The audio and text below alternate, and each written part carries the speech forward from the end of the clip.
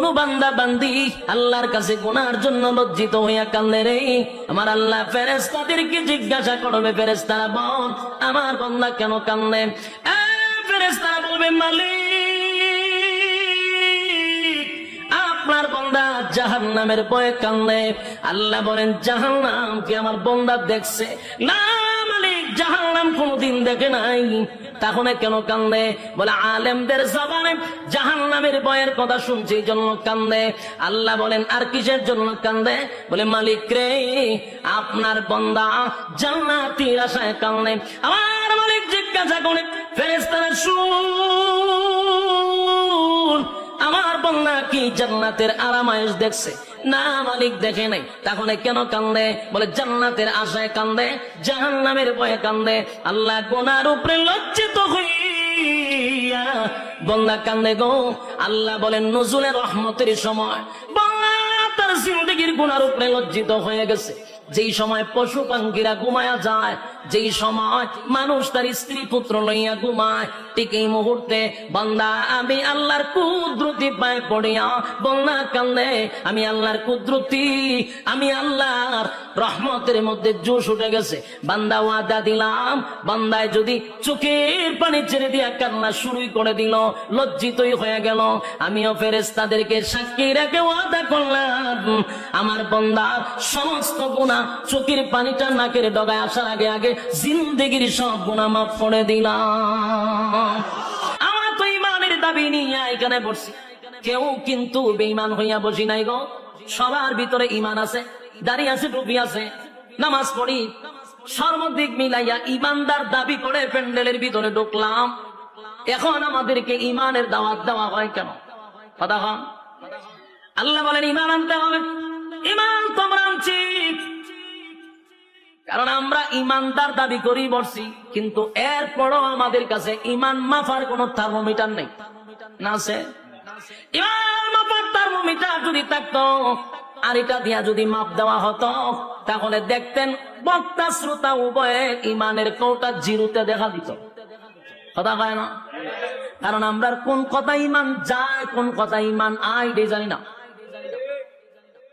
ইমান মাপার কোন থার্মোমিটার আমাদের কাছে নাই রে। এই জন্য আমরা সুদ খায়াও ইমানদার দাবি করি, ঘুষ খাওয়ার পর ইমানদার দাবি করি, নামাজ না পড়াও ইমানদার দাবি করি, টেন্ডারবাজি সাদাবাজি কইরাও ইমানদার দাবি করি, খুন বদমাশি কইরা ইমানদার দাবি করি, এরপরে দর্শনের সেঞ্চুরি করার পর ইমানদার দাবি করি, আর লুটপাট করার পর ইমানদার দাবি করি। বাস্তব না বাস্তব?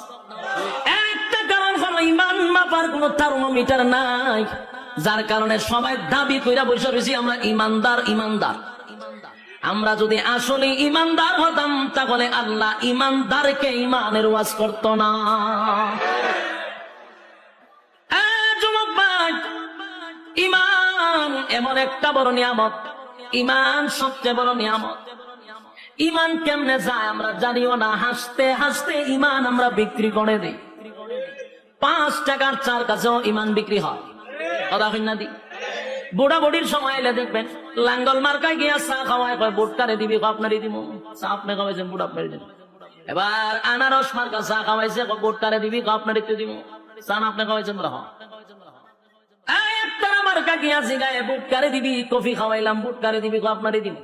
বলুন তো দেখি বুট কয়টা দিল? কয়জন রে? বুট একটা দিল 3 জন রে। ইমান আছে না গেছে? তাহলে আমাদের অভ্যাসে তো খারাপ, 5 টাকার কাছে ইমান বিক্রি হয়। কথা বলে না?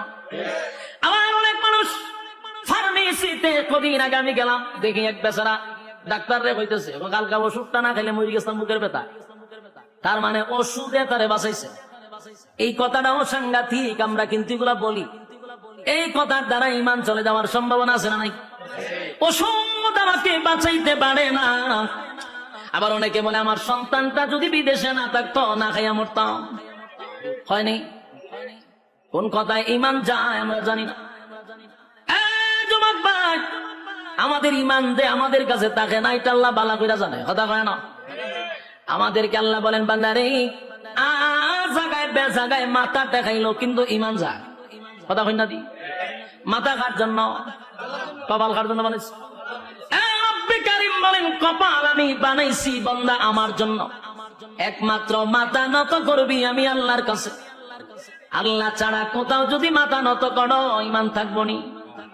জায়গায় বে জায়গায় মাথা টেকাইলে চলবো নি। মাজারে দরগায় বাবার পায়ে অমুকের পায়ে তমুকের পায়ে মাথা টেকানো যাইব, ঈমান থাকবো নি। তাহলে আমাদের ঈমান ঠিক এইভাবেই চলে যা।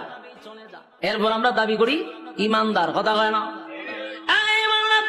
ঈমানের দাবি নিয়া ঈমানদার, ঈমানের দাবি নিয়ে বসে আছি, কিন্তু সকাল বিকাল ঈমান চলে যায় আমরা বলতে পারি না।